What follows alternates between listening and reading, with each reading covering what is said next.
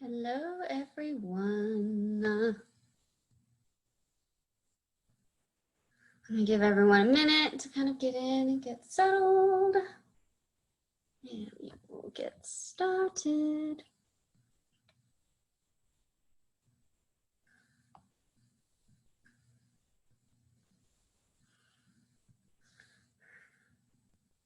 Definitely need to foam my shoulder after this. Okay.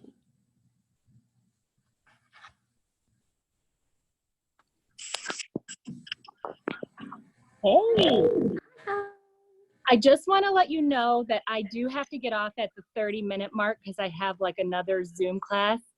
That's okay. But I want to listen to as much as I can. Yeah, no worries. The replay will be available. Awesome. Yes. Thank you.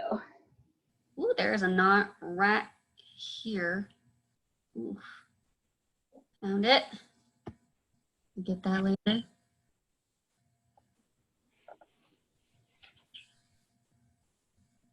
Hi.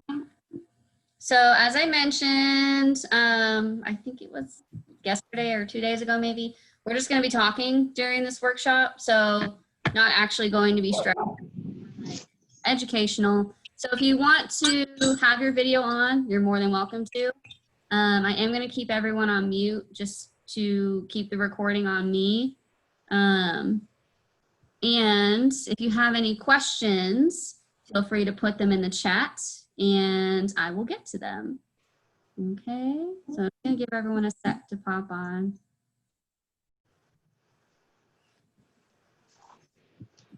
I got my Truly, cause it's been a long day. Love that sound. Ah, okay.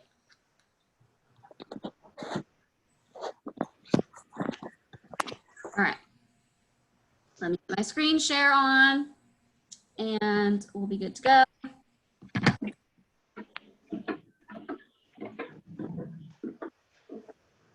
I timed this to be about an hour, but I talk a lot, so we'll see if it's actually going to be an hour. So don't feel bad if y'all have to step out. The replay is going to be online. You don't have to listen to my nerdy ass talk for 2 hours if you don't want to. Okay. Take it in bits as you go. So,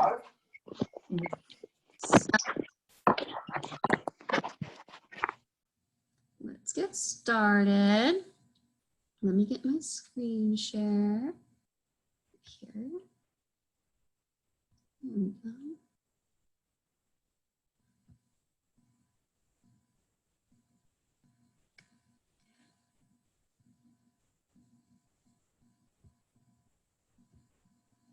Oh, more people.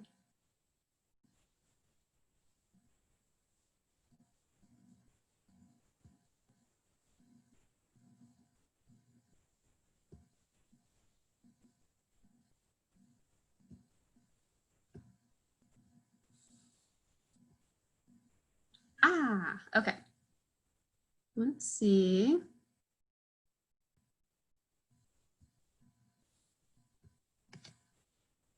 Can everyone see this?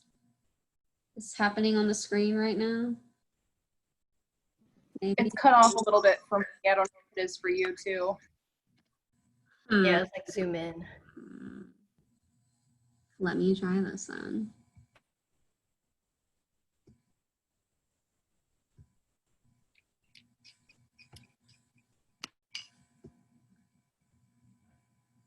How about now? Oh, yeah, okay. I know what I'm doing, kind of. Okay, so hello, everybody. This is Alignment and Imagery Techniques for Instant Flexibility. I'm so happy y'all are here.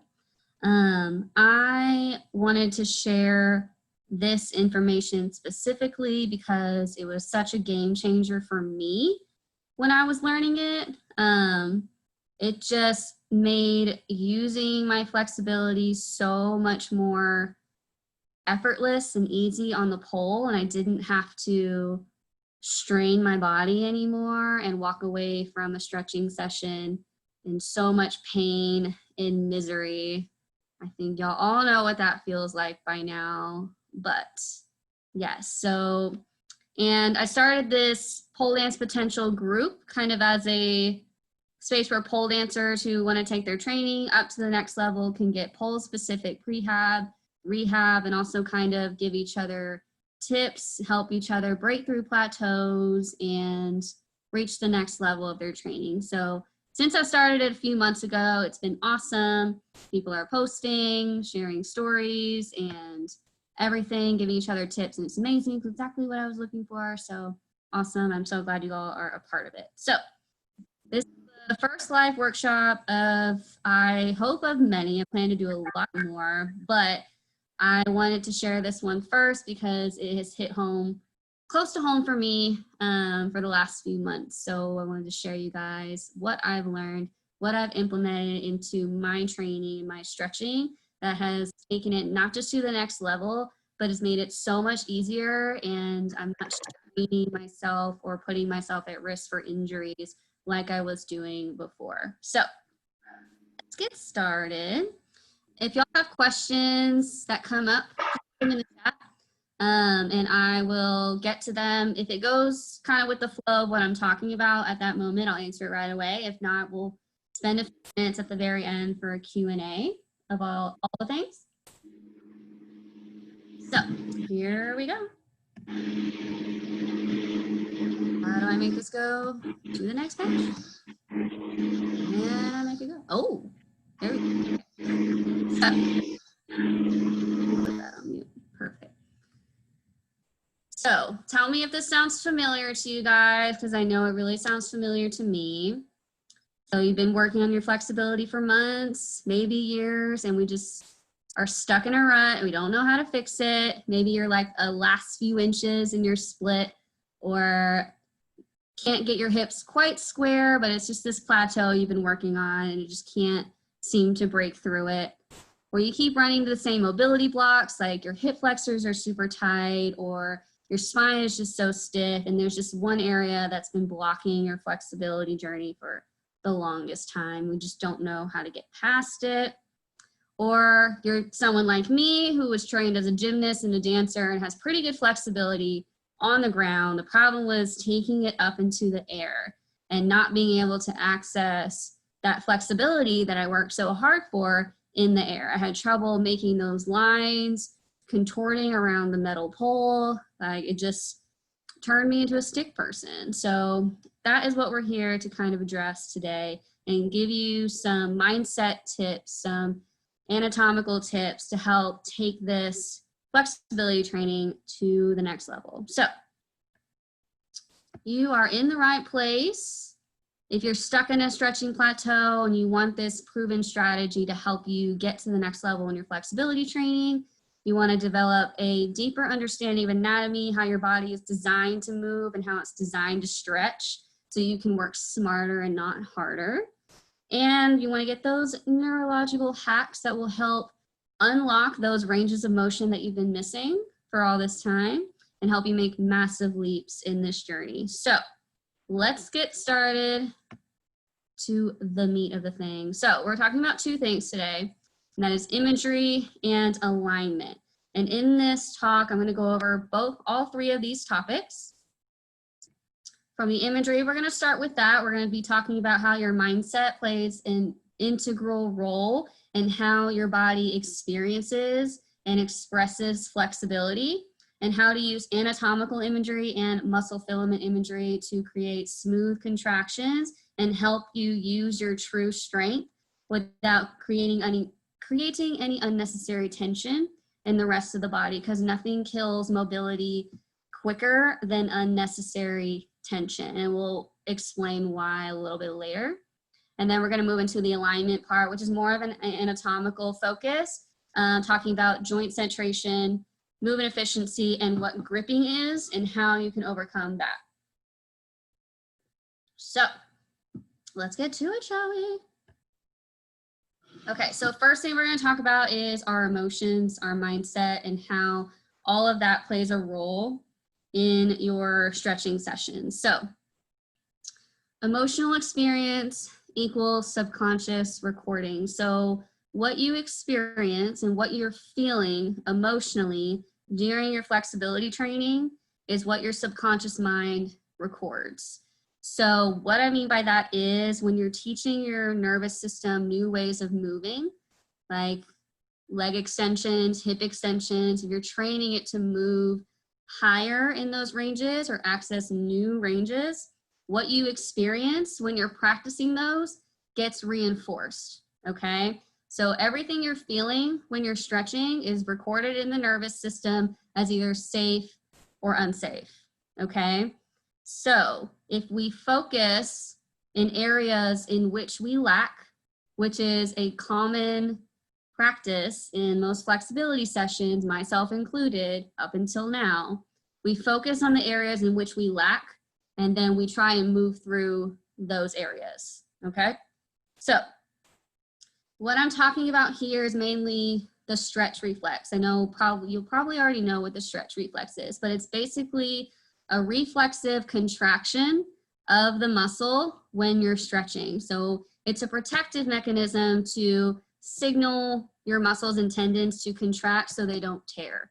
And it is there for a reason, and it's a good thing to have, but the problem with a lot of flexibility training, it's remnants from how we trained as kids, maybe in gymnastics class, where they just threw us in positions all the way until we couldn't go anymore. And then that was our starting point.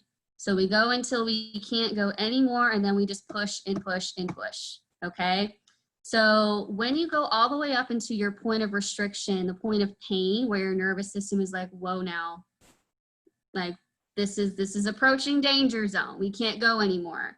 If you keep going there and you keep pushing it in that point, all your nervous system records is restriction, okay? It's not going to memorize extension or length, even though you may be able to push yourself into positions that are deeper than you were when you started.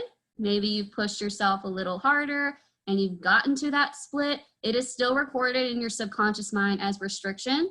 The next day and the next few days after, even though those micro tears are healing, it's going to take just as much effort, just as much time, and just as much damage to your muscle tissue to achieve that range, that same range again in your next session. Because all your mind knows is that that was painful, that was not okay, that was not safe. So a difference in how I approach flexibility now as opposed to in the past is focusing on areas in which we can move, okay?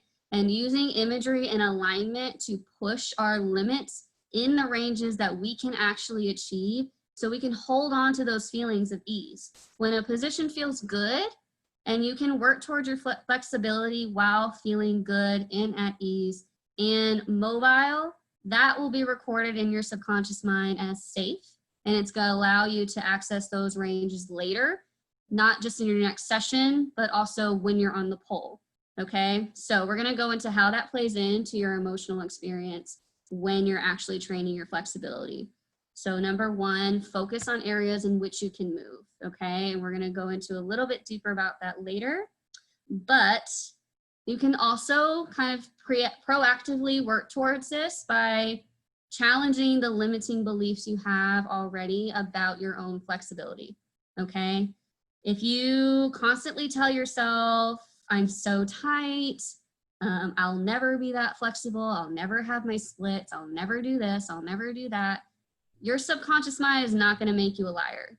It is going to externalize situations and feelings that are going to prove what you've already told yourself. Now, I'm not trying to illegitimize your actual mobility restrictions. They do exist, they're legitimate, but your mindset plays an entirely different role when you're approaching your flexibility. So I'm a huge fan of mindset work like meditation, EFT tapping, emotional freedom techniques. If you're not familiar with that, oh my God, it is amazing. We'll have to do like a whole seminar on just EFT. But if you can kind of introduce yourself to more positive affirmations, more positive outlook before you actually go into your training session, you will open yourself up, open yourself, your body, and your mind to receiving something other than the feelings of lack and restriction that you've already told yourself, okay? So that takes time. That's a mental block a lot of us have, like, I'm too old for this. I'm not gonna be able to do it. My hips just don't move that way. All of these things are stories that you've told yourself. And while some mobility restrictions may be there, as long as you keep telling yourself it's never gonna happen, it's never gonna happen, because your subconscious mind is always going to try and prove what you told yourself is true. It's never going to make it a liar. So really try and work on those limiting beliefs that you may have, so you can open yourself up to receiving something other than externalization of your limiting beliefs, right? Okay. So I know that sounds a little woo-woo, but I'm serious, and that's why I put it first. You have to believe it's possible. Okay, so now into a little bit of imagery. We're gonna be talking about anatomical imagery and muscle filament sliding imagery, which is anatomical imagery, but I put it on its own because it is a little bit different in the mind once you picture these types of things. So your subconscious mind works in or processes information in pictures. So that's why visualization is a huge component of not only athletic performance, but flexibility, because that's how your mind processes information. So what you see is more likely to be materialized in your external world. So anatomical imagery is basically using the physical act of touching the origin and insertion points of a muscle that you're trying to bring awareness to, and using anatomical language like the hip joint or the rotator cuff or the rib cage to elicit this mental image in your mind of what that looks like. So you can bring more awareness to that area of the body, its position, the tone of the muscle, and its function. So when you can actually visualize the muscle fully in your mind, which does require a little bit of a general understanding of anatomy and just pictures of what the muscle looks like, how long it is, how thick it is, the more you can embody a certain muscle or a certain joint, certain segment, the more you're able to grasp its function and imagine that muscle working inside your body, whether it's contracting or whether it's lengthening. So to get the most out of that, it's good to have a little bit of a generalized understanding of anatomy, which we can definitely go into more detail in another workshop, have like an anatomy crash course. I am down for that. But we're going to talk about very specifically, mostly our shoulders and our hips today, because that's where most people tend to lack or have mobility restrictions, those bookends, okay? So moving on, we're going to give you kind of a live example of how this plays out in a second, but we're going to go over definitions first. So muscle filament sliding imagery is basically using the muscle filament sliding theory, which is the way in which muscles contract and lengthen on a cellular level to create smooth muscle contractions and liberate the musculoskeletal system from excess tension, okay? This, I'm telling you, if you can get it and practice, if you can get it and practice it and really focus on creating this mental image, it's a game changer. I'm not lying, y'all, for real. Okay. It's a really great way to increase flexibility in a muscle without forcing it to lengthen or without pushing into that stretch reflex and trying to move through that area of tension and restriction. Okay. So this is what basically what the muscle filament theory is, sliding theory is. So when your muscle contracts, it doesn't actually get shorter. The theory is that when it contracts, these muscle filaments here slide together or slide past each other, creating the illusion of a shortening effect. And the opposite comes down here. When we lengthen the muscle, the fibers slide apart, creating this lengthening effect, okay? So when we visualize, we put our mind's eye into that muscle, we visualize these filaments sliding together and then sliding apart. it creates a muscle contraction that's smoother and is free of any gripping or excess tension. So we can practice this right now, actually.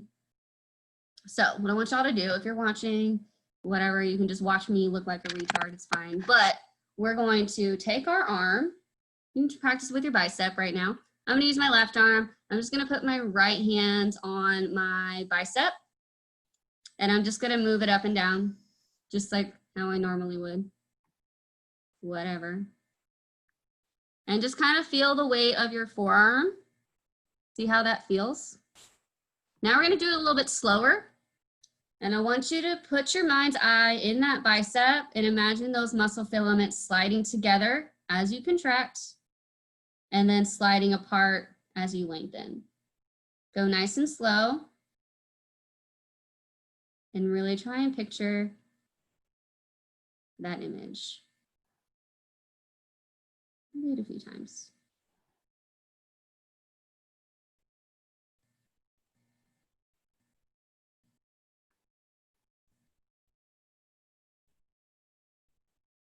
Good. One more. And relax. Awesome job. Now, let's just move that bicep up a little bit. Is there any tension release? You may feel like it's a little looser. You may feel like it's a little more flexible. And then move your other one, the one that we didn't just visualize, and kind of see if I pull it this way, it's a little bit more tense. Is there a difference? Maybe slight. I can see your face, Jessica. Yes, right. Okay, let's do our other one so we don't have a busted up bicep. Put your mind in that muscle, slide together and slide apart. And I kind of, if you're unfamiliar with what the actual muscle looks like, I kind of just like to feel the entire length of it. And just go back and forth. When you're first learning how to use this method, going slower is easier. That way you can really train your mind to record that sensation so you won't have to focus so hard next time. Slide together, slide apart. Slide together and slide apart. Awesome. Now we can move that one up. You notice anything? I noticed a significant decrease in tension in my forearm for whatever reason, but hey, I'm here for it. Like I can stretch it. Yes, I love it. Let's see. How are we feeling? Are we good? Okay, perfect. So that is an introduction to the muscle filament sliding theory of imagery. That is applicable to any muscle, and it has changed the game for me as far as leg extensions and leg flexion. Utilizing those hip flexor and imagining those muscle filaments sliding has really helped me get my legs up higher while doing less work, okay? Because the whole goal of using that imagery process is to help disperse the contraction evenly over the entire muscle rather than relying on certain gripping points or gripping spots that can cause the muscle to cramp up or create excess tension elsewhere in the body so that you can't actually mobilize that hip to its greatest extent. So I love this technique. I encourage you next time you're stretching to really focus on the contractions and the stretching and really put your mind's eye in those muscle filaments and just see how it works for you. Just experiment with it. Okay? You can't hurt yourself with it. Promise. Okay, so let's look at the hip flexor, okay? As an example, how to use anatomical imagery and this muscle filament sliding imagery to put your mind's eye in your hip flexor. So I love this because this is a very misunderstood part of the body right here. So if we use this as an example, there's 3 major muscles in the hip flexor group. It's called the iliopsoas. It's got the psoas major, psoas minor, and the iliacus. So starting with the psoas major, which is this long one up here.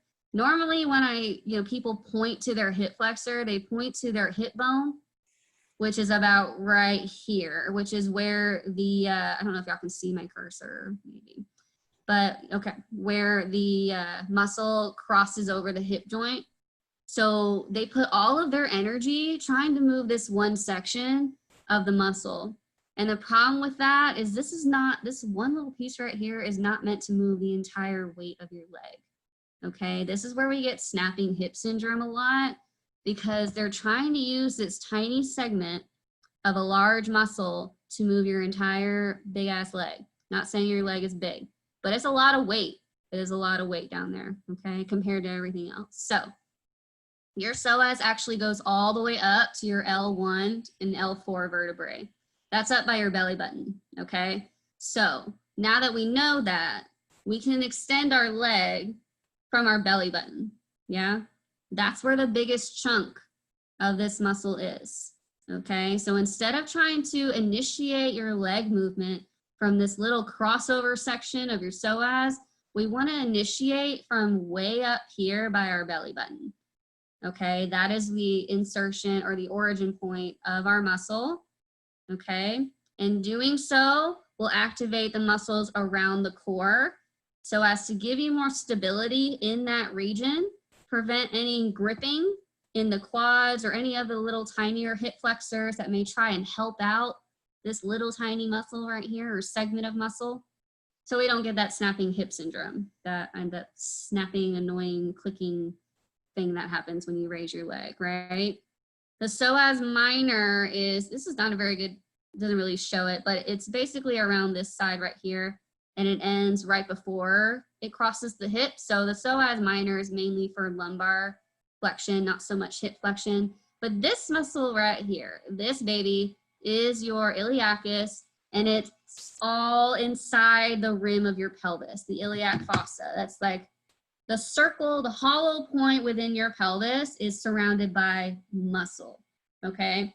And I wasn't aware of that up until a few months ago, but knowing that there's entire hip flexor muscle on the inside of my pelvis has helped me do high kicks, do leg extensions so much easier, knowing that I'm not relying on this like tiny little segment of muscle right here. So I can initiate hip flexion by imagining those muscle filaments next to my belly button going all the way down to my inner thigh, pulling together or lengthening apart as I stretch, okay? So really understanding where this muscle starts and where it ends is going to change the game in your hip flexion, because most people disengage this whole segment of their hip flexor by extending their lumbar spine and completely turning it off, okay?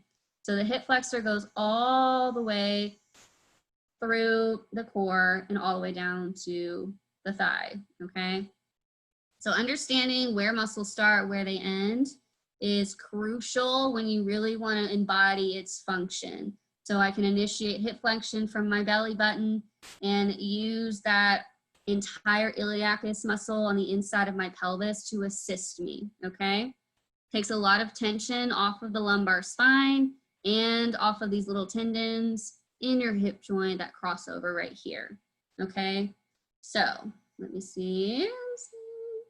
So challenge for the next time that you're stretching, okay? Let's say you're in a lunge position, okay? So say I'm in a lunge position and I'm gonna go right up to the point of first restriction. Now this is often misinterpreted. When I say first restriction, I mean like first pull on the muscle. The first point that you feel that you're being stretched, right? Not up until the point of pain and not up until the point that your body starts to retract, okay? That is so commonly done that you just push to your farthest point and that's becomes your starting point. So push until your first point of restriction where you feel the first pull, okay? That moment when you feel that start to stretch, that's your starting point, and it should be way before the stretch reflex kicks in, okay? We don't want to force anything. From that position, kind of touch the psoas. You can't actually touch the psoas. It's behind a whole bunch of organs and whatnot, but you can touch where it originates, just out to the side of your belly button. So I find my belly button to go all the way out to the side and just hold my hands there. And as you start pushing the hip, you might start to feel a little bit of a stretch going all the way up into your belly button, right? So once you do that, you're going to utilize your glutes. You're going to picture those muscle filaments of your glutes squeezing together as the muscle filaments of your hip flexors are sliding apart, and see how that imagery kind of releases the hip joint farther without having to push, to pull on anything, or to forcefully squeeze your ass cheeks to make it happen, okay? We are using muscle contractions, but we're not squeezing. We're not forcefully gripping onto that bone, because when you grip a muscle and really squeeze it as hard as you can, it's going to grab onto the joint that's inside the socket. And we're going to talk about that in a second, of how gripping strategies or using too much force than necessary to make an action happen can pull the joint in the socket in a way that's not centered. It's actually going to limit your mobility rather than utilizing a balance of stiffness and movement, because that's what true mobility is. It's a balance of stiffness and movement. So if you can find that balance using imagery and embodiment of these muscles, then you'll have, it's a whole new world as far as mobility is concerned, okay? I saw someone raise their hand. I don't know how to get. Oh, that was me. Oh, hey girl, do you have a question?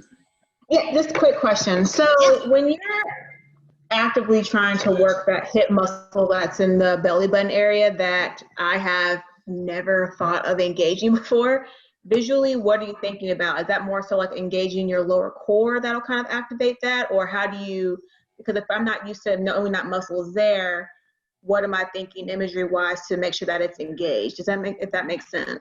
Yes, so I read this in one of my books and it has really helped me. It's to try and separate the actions of your low back and your hip flexors. So I'm gonna imagine that just bear with me, it's gonna sound woo-woo, it's okay. So we're gonna imagine that our lumbar spine is like a stream of flowing water, okay? Like it's just chilling, it's relaxing. Then if you look at the length of the psoas, if you can imagine a rubber band from connecting from that lumbar spine connection up by your belly button, just below your inner thigh, and imagine that string kind of pulling up on the pelvis. That's kind of how I keep my pelvic alignment. And then if you can put your mind's eye in that long flowing psoas muscle, so you know what it looks like now, and you can kind of put your fingers or just kind of touch that area. Imagine that rubber band pulling up, and then use those filament contraction imagery as you lift your leg. Okay, so that's how we embody the psoas. For the iliacus, I really just kind of put a picture of my mind in my pelvis. Okay, there's an entire muscle surrounding the inside of my pelvis. And if I can use that filament imagery to slide through the inside of my pelvis really nice and slowly, I can see and feel a difference in how high I can lift my leg. So that helps me trying to release the low back while simultaneously contracting the hip flexors to pull my leg up, okay? You can kind of play around with it and see what images speak to you, because mine may not work for you. There's really great books out there, especially from the Franklin method, that have specifically like lists and lists and lists of different scenarios you can pull up in your mind's eye about how to visualize these type of things. So it's a very personal thing, but as long as the image speaks to you and you feel at ease and like you can move without restriction, nothing's pulling or tugging and it's not tight, then that is perfect, okay? Did I kind of answer your question there? Yes, thank you. Okay, perfect. I don't know if I can screen share and see questions in the chat. I don't know. I'm trying. Okay, perfect. So now we're going to the alignment section of everything. So we're going to talk about two things. And these all work together, and we're going to go how to simultaneously do all of these things in a second, but we're going to talk about joint centration and gripping strategy. So these are two things that can severely limit your mobility and your flexibility. So let's talk about joint centration first. And it's literally how centered your joint is within its socket. And this is more important with ball and socket joints, like your shoulders and your hips, because they're inside this little cave and have full mobility to roll around in that little cave, okay? So when there's ideal contact between the articular surfaces, meaning it's not being pulled in any weird direction, that is joint centration. And that's where we have the most mobility and the most influence over our mobility, okay? So this is kind of a graphic of what a centrated joint looks like and what a decentrated joint looks like. And decentrated joints can happen for a number of reasons. A lot of the times it's a muscle imbalance, meaning you're in a position for too long, sitting for too long can cause a muscle imbalance, pulling your femoral head forward. So you may start to feel pinching when you're working your splits in the front of your hip. That is very common, or it can be a result of an injury, but usually there's some kind of muscle imbalance, like one is too tight, it's pulling the joint in a certain direction in its socket, so it's not completely centered within that ball and socket joint, okay? And it's not necessarily a death sentence, guys, don't worry about it, but just being aware if you feel any type of pinching sensations, that could be a sign that your joint is running into the socket, okay? That it's just not translating or moving in the way that's most optimal to allow you the most mobility possible. So let's go over here. The most, like I said, ball and socket joints are the most affected by this. So this is where gripping strategies come into play, because even if there's not a muscle imbalance, it can actually move the joint. Gripping strategies can cause you to move the joint around in its socket and not actually rotate deep within it, because you're using one muscle more than another. So this goes into dispersing force across an entire system and not just one muscle. Okay, so gripping is basically when your body is holding onto a certain structure with way more force than it needs to perform a certain movement. I notice this often when we do leg races on the floor, and we just do little lift our legs off the floor, keeping our back straight and just doing those little things, yeah? Where your quads start to cramp up uncontrollably, that's a gripping strategy, okay? When we're doing our leg lifts, our leg extensions, your hip flexors are responsible, mainly responsible for extending your leg above 90 degrees. So if I'm sitting down, my hip joints are at 90 degrees. I should be relying on my hip flexors to raise my hip up even further, because that is their main job. If my quads are forcefully cramping and trying to grip on to that knee or to that femur, that's a sign I'm not dispersing my force across that entire system evenly. My quad is being like, hey, I got this. And you gotta be like, no, you don't. So how do we do that? We are going to go into this. The hips and the shoulders are most often decentrated, only because, and gripped as well, decentrated and gripped. Those things play in together, because if the gripping occurs, then you're not going to have a centrated joint. Therefore, you're not going to be able to access your full mobility at that joint. So centration is mostly responsible, or I'm sorry, there is a, yeah, that's what I was trying to say. The responsibility of maintaining a centrated joint, a centered joint in the hips, is the responsibility of your psoas and your deep external rotators, your piriformis and those really deep muscles that when you clench your butt cheek, it turns your femoral head outward. You can probably notice it when you just squeeze your butt, your femur kind of turns out. Okay, it's very, very small sometimes, but it does take that femoral head and it turns it in its socket. So if those two muscles, one, the deep external rotators of the hip are most common overactive in people as a result of sitting for too long, for too much. And the psoas are often weakened because people are sitting for too long, for too much. So this imbalance between the psoas and the deep external rotators causes the femoral head to be pushed forward in its socket. So if it's pushed forward in its socket, as you can see in this little graphic right here, it doesn't have very much room to slide forward when you extend your leg behind you. It needs to slide forward and down like this little motion right here when you extend your leg behind you. But if we have this dissociation or this, dissociation of the ball and socket joint, it doesn't have very much room to slide. So therefore, we've already decreased our mobility, which is completely independent already of the actual length of that muscle. Okay, so you can do all the stretching you want, but if this is still a thing, it's either going to be painful for you to get into those deep ranges, and you're just not going to be able to get exactly where you want to go. And the shoulders are similar as well. The rotator cuff is responsible for keeping that joint centrated. So as pole dancers, we have very tight rotator cuffs, most of us.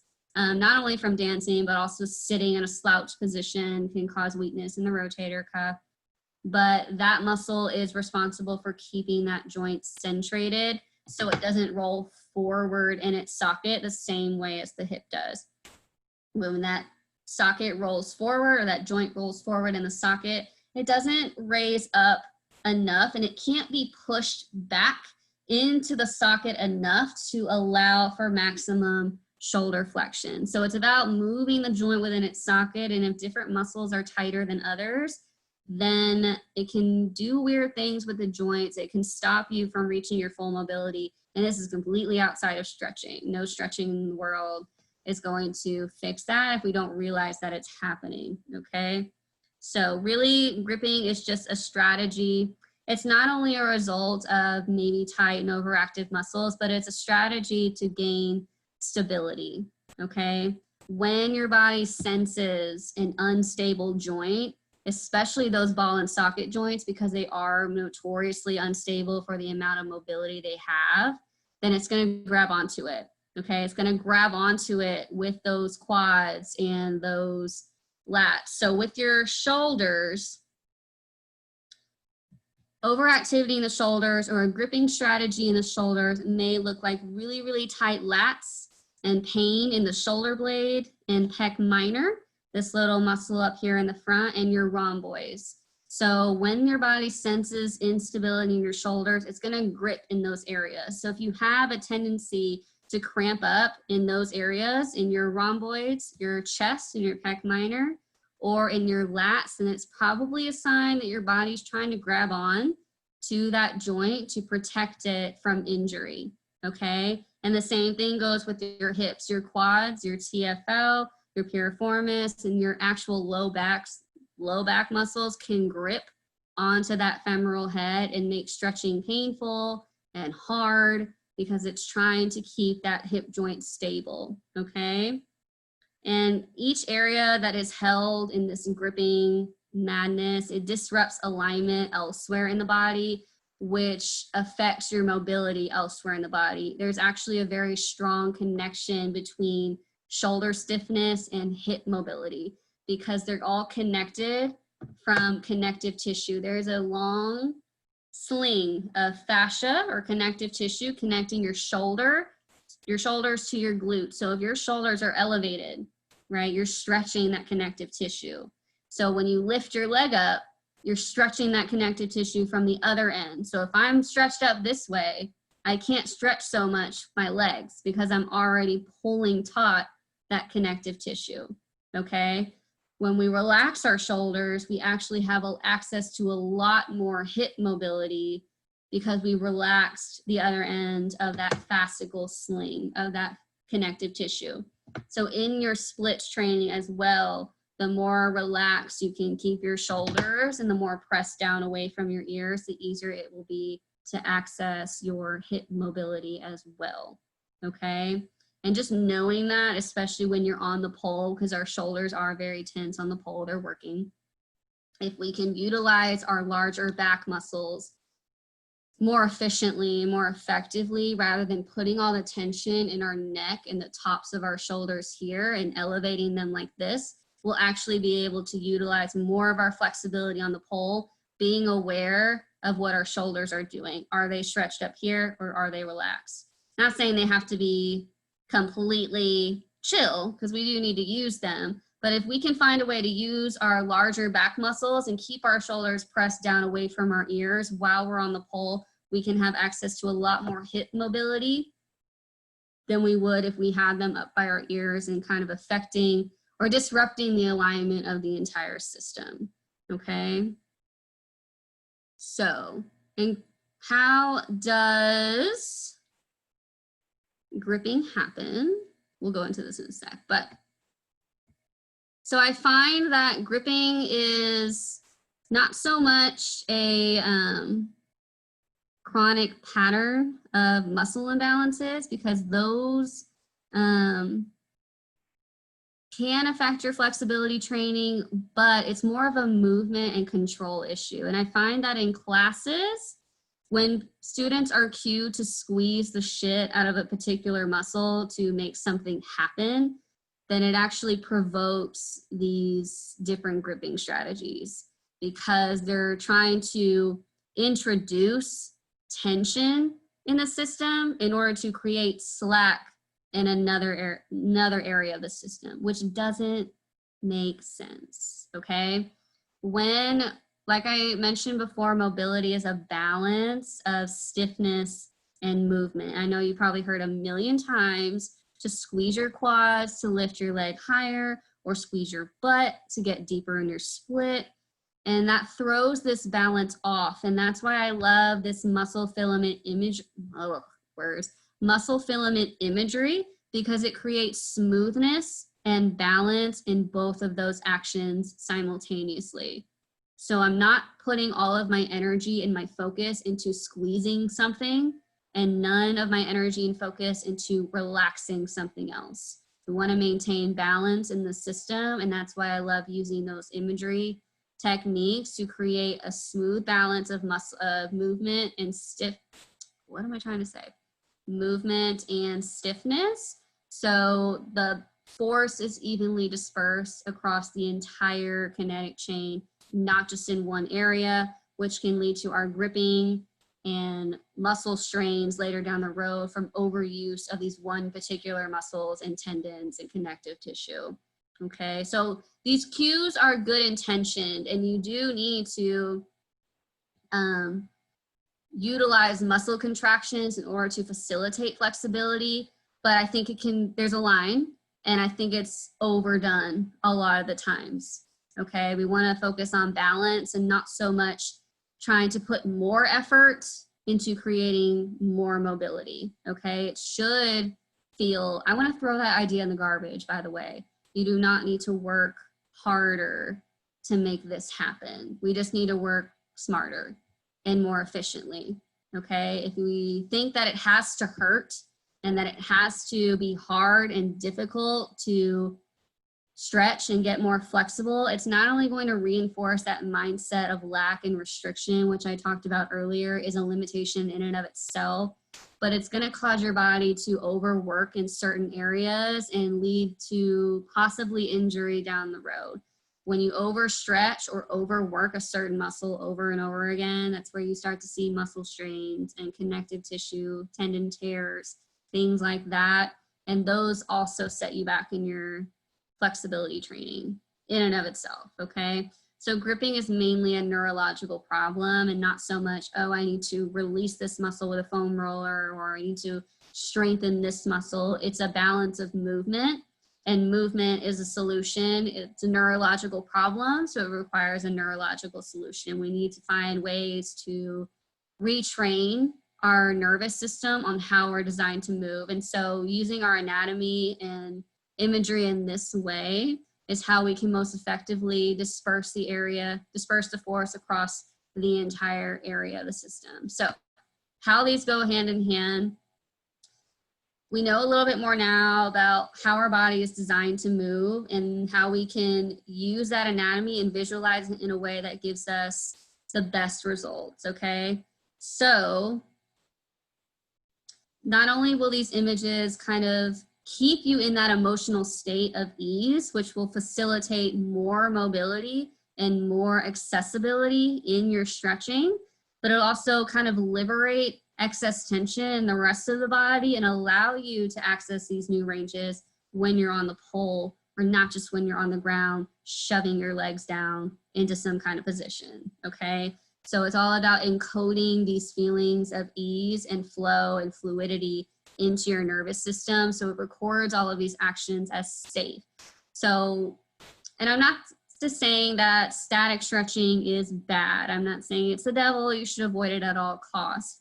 But 87% of your actual flexibility, the range that you're able to access in the air, which is the kind that really matters with what we do, 87% of that is all your fascia, your trigger points, the connective tissue, and your joint mobility, okay? And that's what your muscle filament sliding imagery and your alignment techniques, they all are connected to your mobility. The actual length of the muscle, the length that you can achieve in static stretching is about 13% or 23%, okay? I don't know math.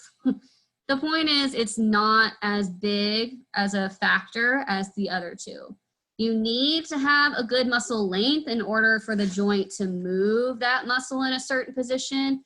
But if you have flexibility that you can't control and your neuromuscular system doesn't recognize as a safe position for your joint, it's never going to be accessed. And having too much flexibility with not enough joint mobility is actually more dangerous in the long run because it cannot be controlled.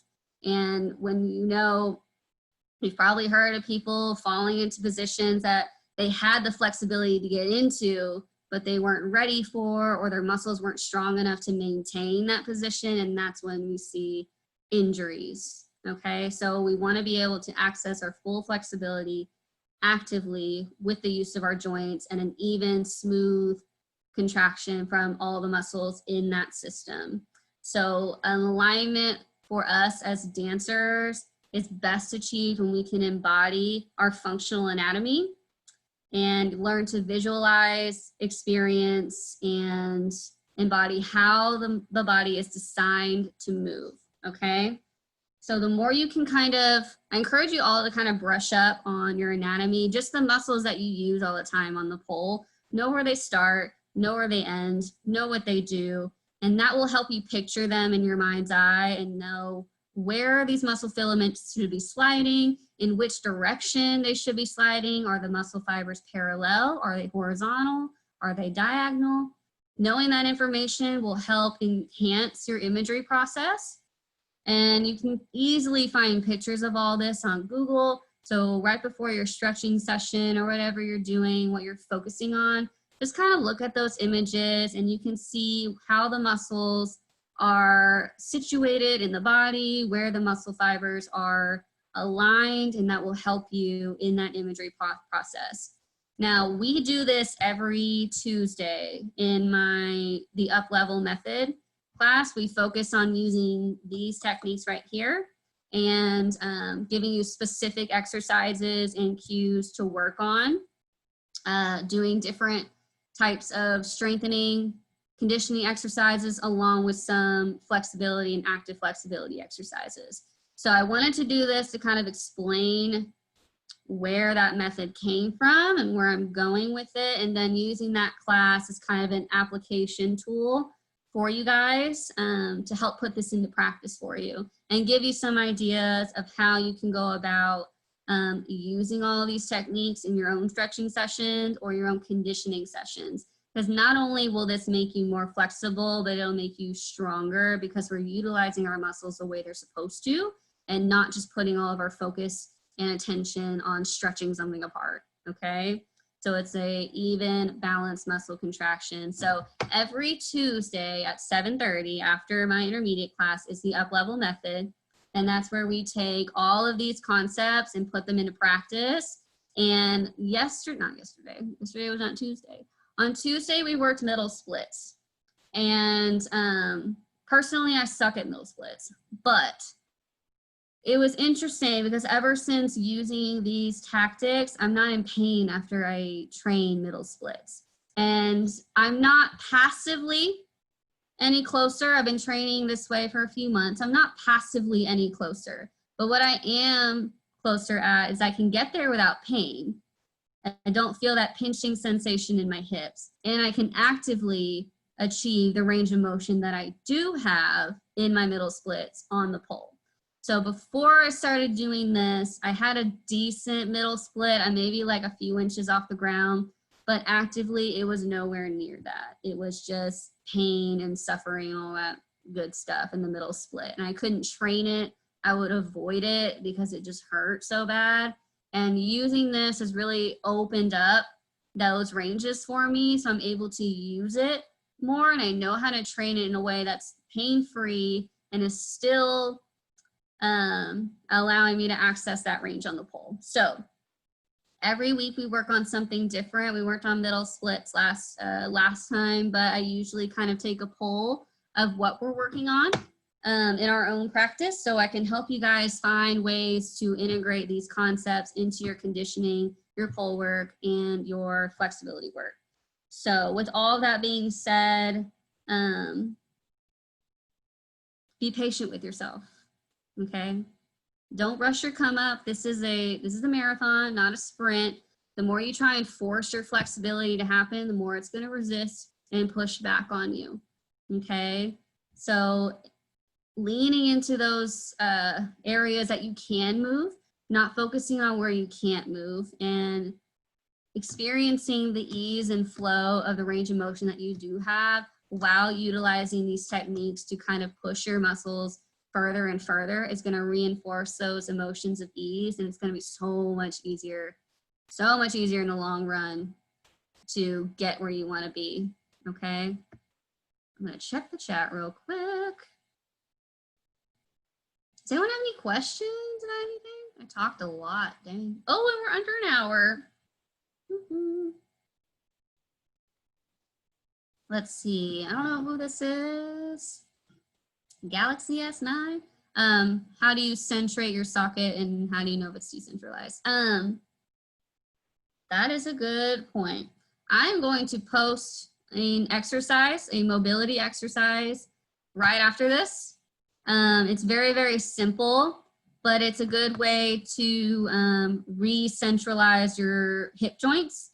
Your shoulders, I'll post that one too. But I like to do these after.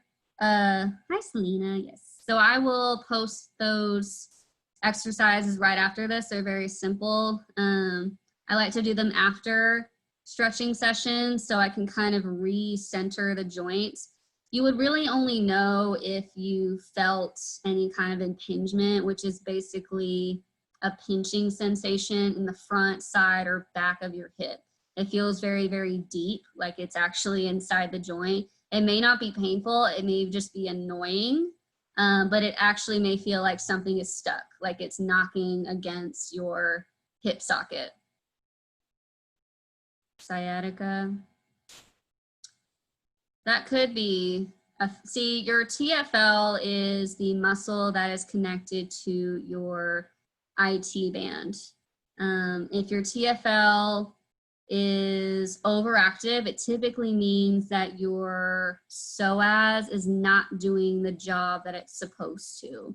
So really taking a look at how you're utilizing your psoas muscle, like we talked about earlier, and making sure to embody that muscle and use it for the job it's supposed to do will give your TFL a break from doing that, because it's not supposed to do that, and possibly give you some sciatica pain relief.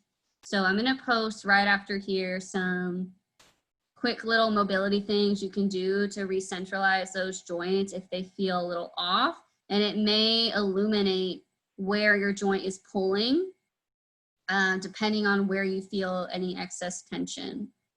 Yeah, my pleasure. Does anyone have any questions? No? Perfect. I'm so glad everyone came. It was fun.